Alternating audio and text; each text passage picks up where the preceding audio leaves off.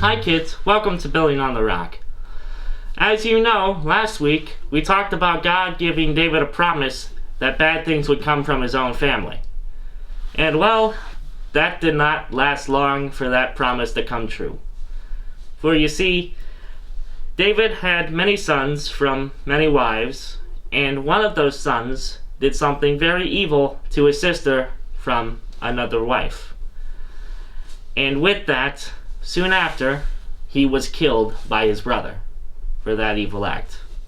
If you want to learn more about that act, I would suggest asking your parents, but it is 2 Samuel chapter 13 and chapter 12. But with that passing and that mourning, David cried for a year or two, and soon he wanted to get revenge on his son for killing his other son. But there was a plan conspired to bring David back to his senses by one of his most trusted men. And that's where we're going today. In chapter 14, verses 1 through 21, Joab, the son of Zeruiah, knew that the king longed to go see Absalom. So Joab sent someone to Tekoa to have a wise woman brought back from there. Joab said to her, "Pretend you are filled with sadness. Put on black clothes. Don't use any makeup. Act like a woman who has spent many days sobbing over someone who has died. Then go to the king. Give him the message I am going to give you." Then Joab told her what to say. The woman from Tekoa went to the king. She bowed down with her face towards the ground. She had to show him respect. She said, "King David, please help me." The king asked her, "What's bothering you?" She said, "I am a widow. My husband is dead. I had 2 sons. They got into a fight with each other in the field.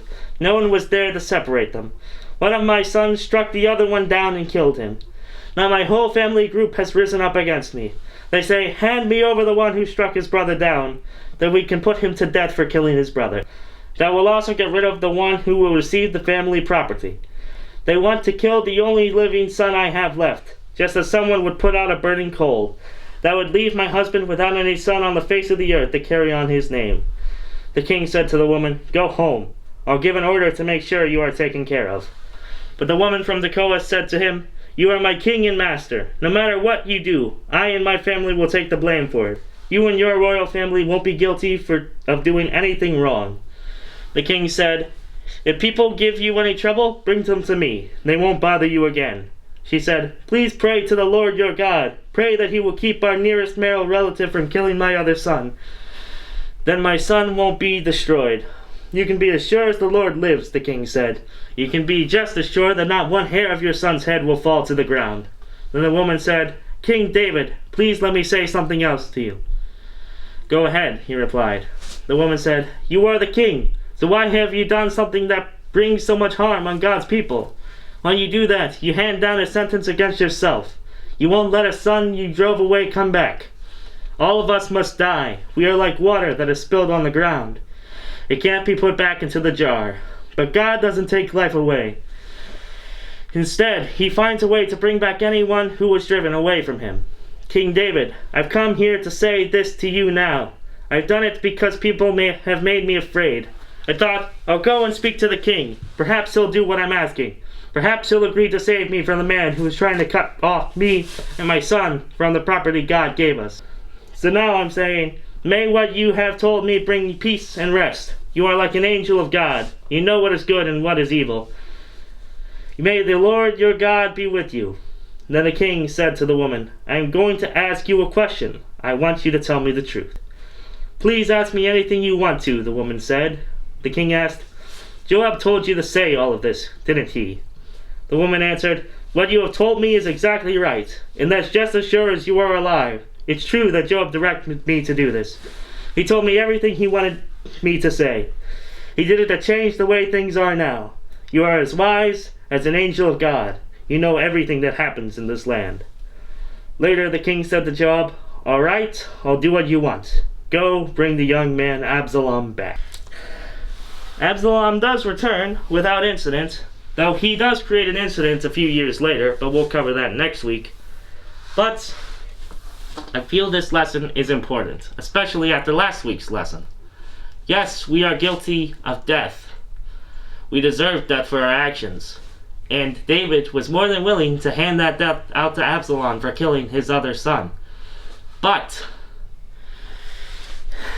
it is not our place to make that death happen. It is not our place to pass judgment or to cause discourse among God's people. When we seek our justice, we take away the justice of the Lord that will come at the end of days, that God doles out willingly and without incident. When God deems something wrong, you will know it is wrong by the world warping around you in punishment. But when we act on our own accord to bring justice to others, we are not doing God's will. We are doing our will. We want to see someone who has done wrong be punished. Yet in that, we miss the fact that God will punish us all for our misdeeds. And He will forgive those who seek forgiveness in Him. What Joab did was very clever, because he brought the perspective of the battle to outside of a personal issue. David sought to protect this young man who killed his brother, but he could not do the same for Absalom, because it was not his son. It was not his son that was destroyed. It was someone else's. When we take things personally and make things about us, we miss the fact that God is in it all. He is in the good times and the bad times, and He provides what we need at any given time. And we try and do things our way to bring justice and to bring hatred and suffering to those who have done wrong. But those who have done wrong, including us, have more than enough time to suffer. I made this set because it's a wave. It's water. It pours out and it passes. But this water in this wave also etches into the earth, molding the sand and destroying sandcastles and doing what it wants with it. And we too have that power as water. We pass and we die, but while we are here, we shape the world around us. When we try to be justful and do what is right by seeking vengeance against those that do what is wrong, we are not shaping the world to be better. We are merely shaping it to be more hateful. Because the people that are hurt will come back to hurt, and the people that are blessed will come back to bless. I hope you enjoyed this lesson today, and I'll show you how to build this neat wave. It's one of the most complicated sets we've done.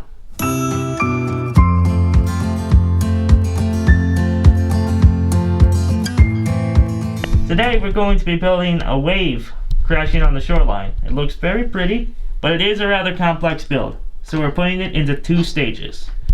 Stage 1 is made up of these parts. Well, it builds this, and we're going to get to work. To start, you're going to need a tan 2x4 in plate form and a light blue, I guess it would be more baby blue, 2x4 in a non-plate form, along with a 2x2 in baby blue. We're going to attach these with this one being firmly in the middle and this one being off the side, so it creates a bit of an L shape. Then we're going to attach to this brick again a sloped 2x3 sloping upward in tan. This will create the stand we're crashing into. And so when we have that in place, we attach this 2x6 in bright light blue, like so, making sure that it covers this edge completely and leaves one stud gap over here, which we're going to fill with a 1x4 brick. Now that we have that, we are going to grab, we're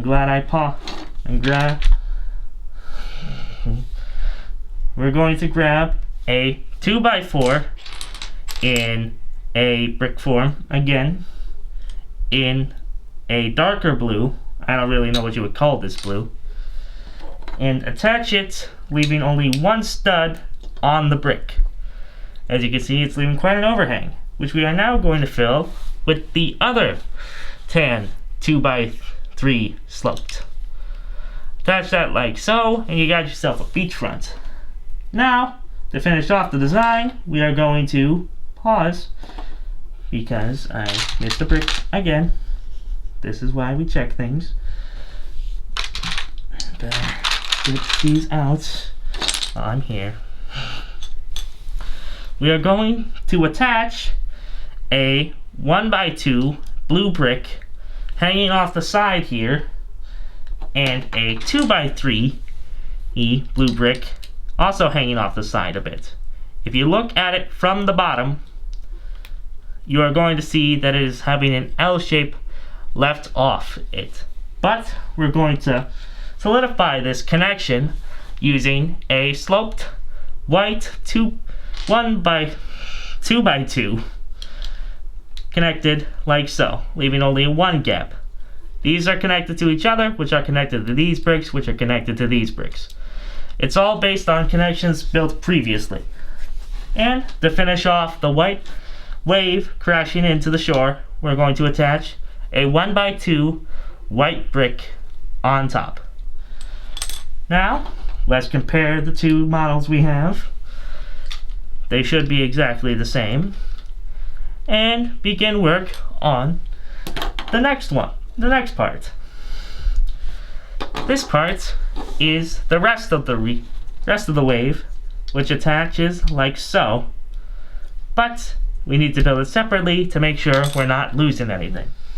To start, you're going to need one of these tan 2x4 plates again, and two of these tan 2x3s without slope.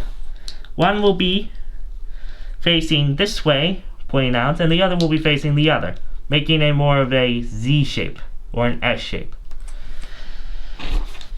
Once you have that, you are going to attach a there we go.